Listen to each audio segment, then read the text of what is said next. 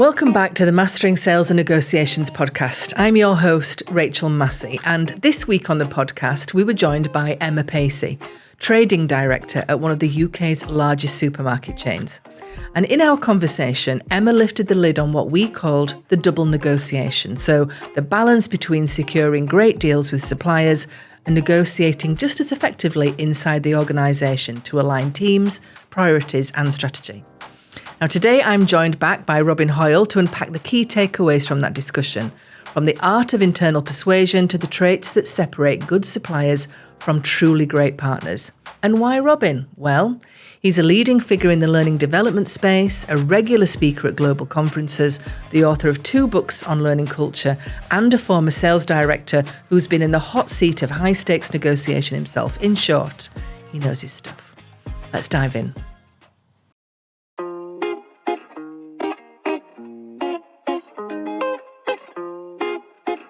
That was really interesting with Emma, and to have a real feel for what goes on negotiation-wise in that big supermarket chain world. Yeah. I mean, it's just non-stop negotiation, isn't it? Absolutely, and the number of negotiable issues at any point, the number of plates you've got to keep spinning. Absolutely. And what I thought was interesting is, number one, basically her job is negotiation.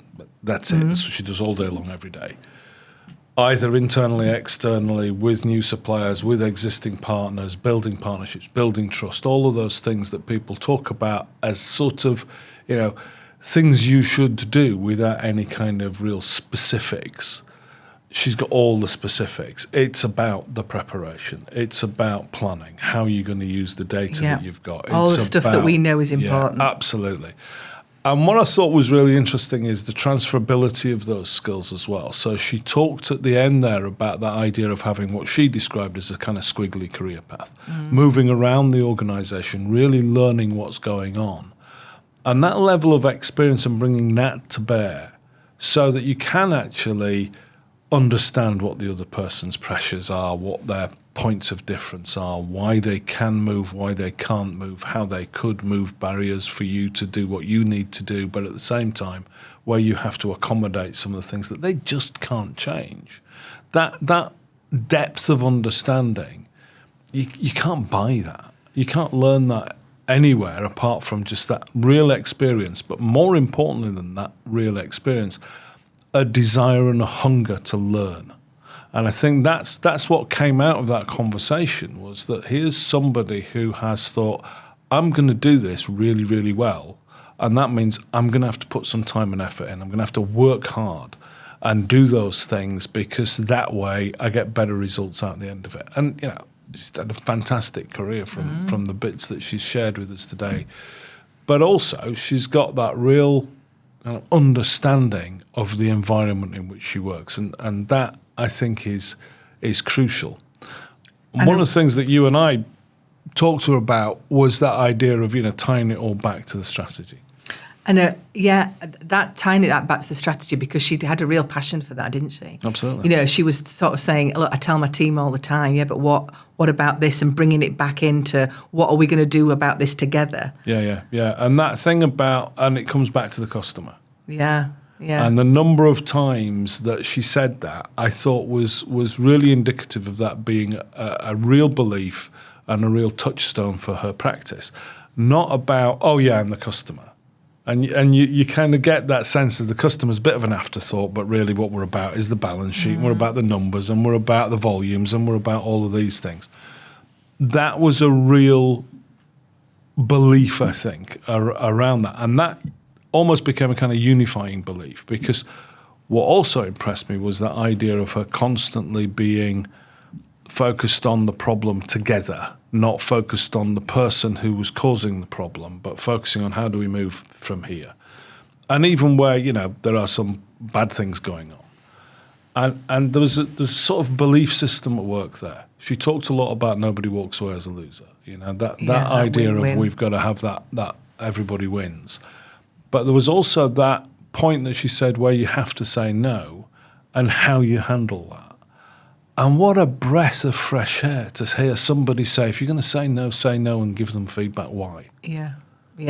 And I I come from a learning and development background, as you know, and we work a lot. I have worked a lot with HR teams in the past.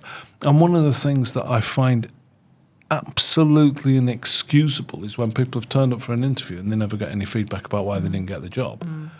We're talking here about building long-term relationships with clients based on that fundamental honesty. And that's how we ought to face the world, it seems to me, and how people work together better internally is that, sometimes you have to deliver messages which people don't want to hear. Absolutely. But you do it with a certain grace and a certain honesty and a sense of this is not the end. Do you think that comes back to her experience, because she had this like squiggly line, this career path that has taken her from different departments? Do you think that that's lent itself?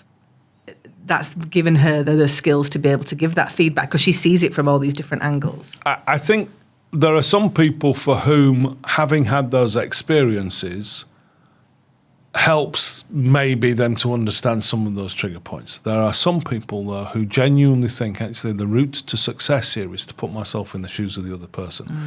And I don't think it matters how many squiggly lines you've had in your career. If you don't have that as a basic, you don't pick up that information. You don't have that empathy, you don't have that empathy. You don't learn that. That idea of saying, what does it feel like to be in the other person's shoes? What's important to them? What's driving them? And what are the things that they just cannot do anything about? And how can I help them? Even though I know there are areas that they can't move in the same way as they know that there are areas where I can't move. That fundamental honesty and just fair dealing, really. Really came across that, didn't it? Yeah. And I don't think that's necessarily, I don't think the experience that Emma's had would have harmed that, let's put it that way. Yeah. But I don't think everybody who's had that sort of experience would necessarily have that level of understanding and that level to be able to bring that understanding to bear on the work that she does now. So I think that speaks more about a set of values which are bigger than the experiences that she's had. But I also think it's about that real focus of, we talked a little bit about the fact that supermarkets are a pretty low margin business overall, and I know her sector is probably a little bit more flexible than selling tea bags. But fundamentally, that business model has to be very, very closely focused around the commercials, around the numbers, around the strategic way in which we're going to drive up by what seems maybe tiny little percentages. But if you're that big, tiny percentage makes a heck of a lot of difference. It's a huge business.